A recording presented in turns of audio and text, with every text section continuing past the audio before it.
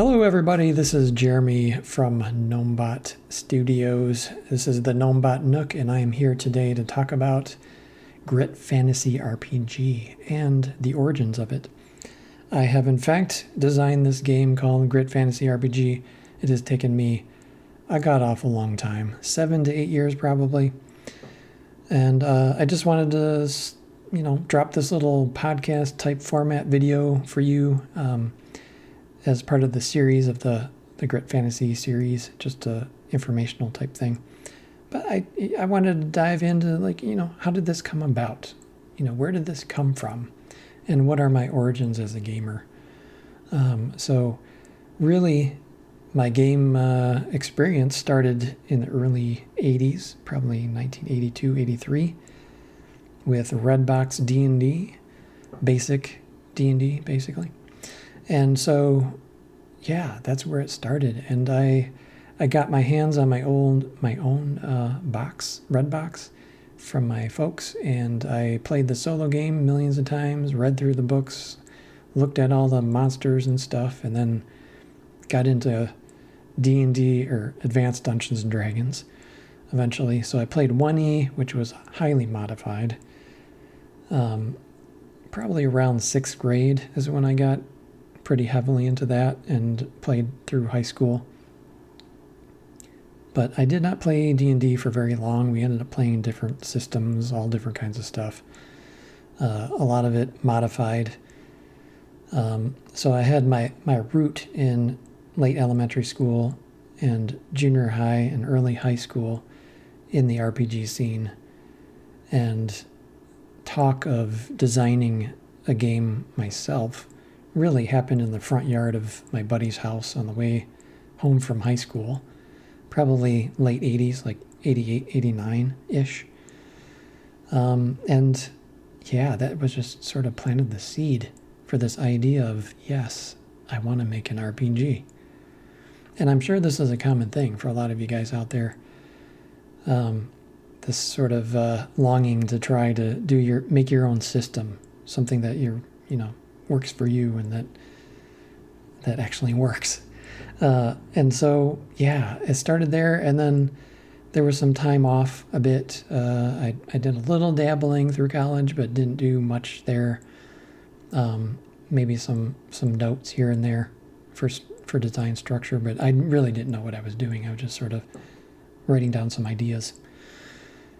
And then I took a break for a long time to get into board games, and I was like heavy into that for like 10 years. And I did dabble in some game design for that. Actually, a game went on Kickstarter, didn't make it, but it got to that point. There was a couple designs I was proud of, but that never really moved beyond that, beyond the posting a print and play type design. And then about 2012, I got this idea. My buddy of mine that I've known for a long time kind of put it in my mind that maybe we should start playing some D&D again.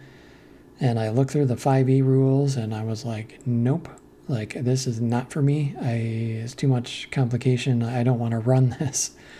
So I did a lot of research, and I tried to find some rules light systems, and I wasn't really coming up with a lot. There just wasn't as much at that time, I think, out there. So I got together with my buddy, and we started to design a game together, and it was like basically designing by email. And we got a lot done, but I think just some life changes happened, and it got way more complex than I wanted it to be, and we ended up dropping from that. I think that's still kind of maybe in the works, but a couple of years after that, I kind of got out of board games and was looking to get into RPG stuff again, and I designed Grit Fantasy RPG, first version of it, which looks nothing like it does today. And I threw down some rules. It was about 5-6 pages worth. Started some play testing. We did that for year and a half, 2 years, actually. It was maybe a once a month kind of gaming situation. It started off as a dice pool, D6 dice pool system, which is not at all what it is today. It's a D12 single die, D12. And that like after that 2 years, 1 year and a half of playtesting, it was kind of at a standstill. And then I found ICRPG, and that just kind of shelved the idea for a while. And I just got deep into that and just love it. I still love it. It's a great system. ICRPG by Runehammer Games. Hank is super cool. Did a great job on it, and I've had countless hours of fun. And a big shout out to anybody in the Runehammer community. They're all great guys. So I think I learned a lot from playing ICRPG because it was just a break from 5e. It was like everything that I wanted D&T to be. And yet, I had this longing to get back to Grit RPG, and so I did. I got at that time, after 4 or 5 years, I had a good group of guys online that we all had been playing through the pandemic and everything, and so I decided to open up Grit Fantasy RPG again and start playtesting it. I totally revamped the rules, like streamlined everything, and it worked out really well. It came out well, and of course there was a lot of work to do, just making it efficient, streamlined, and the way I wanted it to be. But the last 2 years had just been just excellent, and just a lot of hard work, and especially the last year, it's just been writing and layout and editing and illustrating the book. And I can honestly say it is something I'm extremely proud of.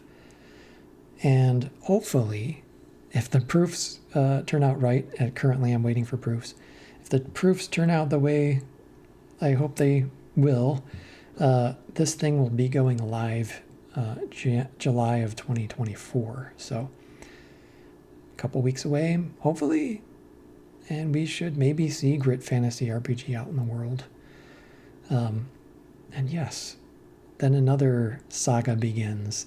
But anyway, that is just sort of what I wanted to do, to just sort of let you know kind of the origins a little bit of Grit Fantasy RPG, something dear to my heart, and I've worked really, really, really hard on it. And I hope that you guys are out there able to experience it, because it's a great little, nice little light RPG game that you can pick up super quick. And I think I will not talk anymore. I will leave that for the next episode. So thank you guys for stopping by, listening to what I have to say here today. And as always, happy gaming. Take care of yourselves and roll some dice.